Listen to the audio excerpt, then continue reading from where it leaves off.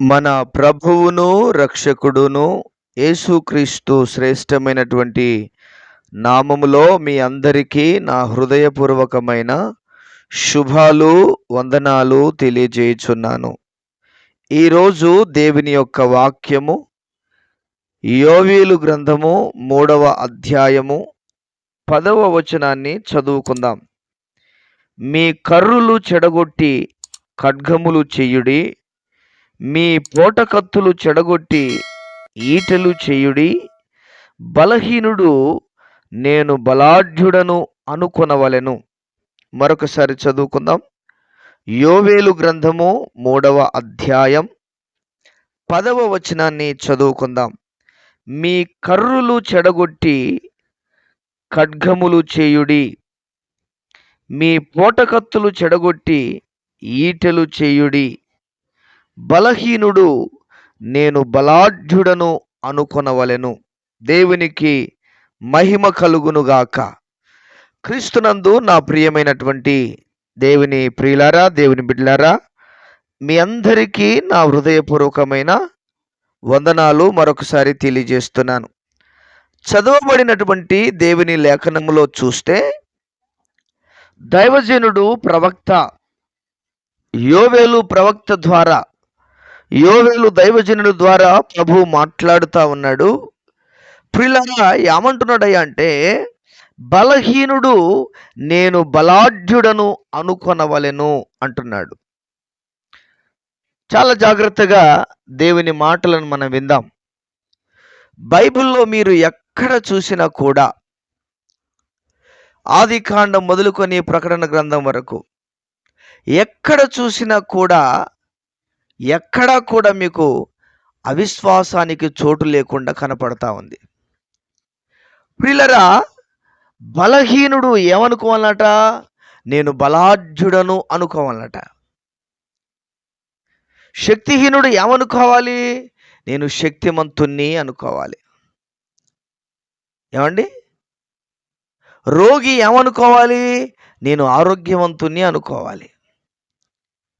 చూడండి, దేవుని వాక్యము ఏది కూడా నిరర్ధకము కాదు అనే సత్యాన్ని జ్ఞాపకం చేసుకోవాలి.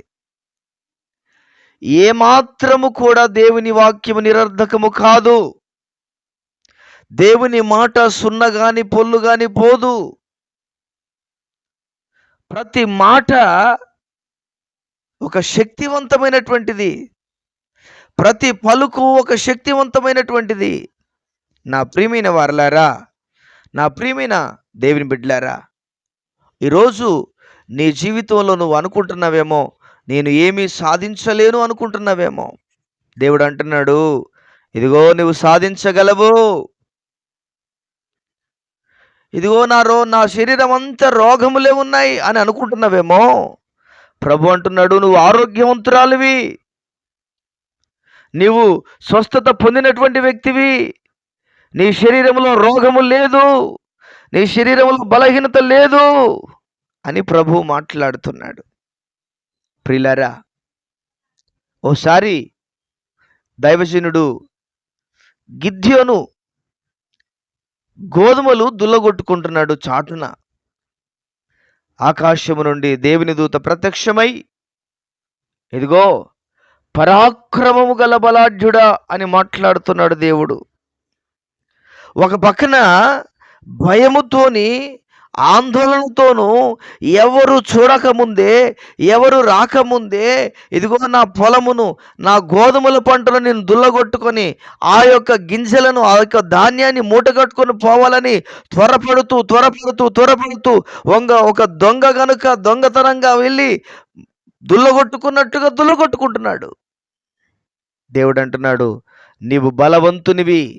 ఎలాంటి బలవంతునివి తెలుసా? పరాక్రమము గల బలాఢ్యుడవు. పరాక్రమము గల బలాఢ్యుడవు నీవు తలుచుకుంటే ఏదైనా చేయగలిగిన వాడవు. నువ్వు నిలబడితే ఏదైనా చేయగలవాడవు. కనుక ఇశ్రాయేలు ప్రజలకు అదే గిద్యోను ద్వారా దేవుడు విజయాన్ని అనుగ్రహించాడు. పిరికితనముతో ఉన్నటువంటి గిద్యోనును బలపరిచిన దేవుడు, పరాక్రమము గల బలాఢ్యుడా అని పలికినటువంటి దేవుడు ఈరోజు నీ జీవితాన్ని కూడా, నిన్ను కూడా అంటున్నాడు, పరాక్రమము గల బలాఢ్యుడా. నువ్వు అనుకుంటున్నావేమో నేను శక్తిహీనుని అని, నీవు అనుకుంటున్నావేమో నేను అప్పులు తీర్చలేనని, నీవు అనుకుంటున్నావేమో నేను ఇల్లు కట్టలేనని.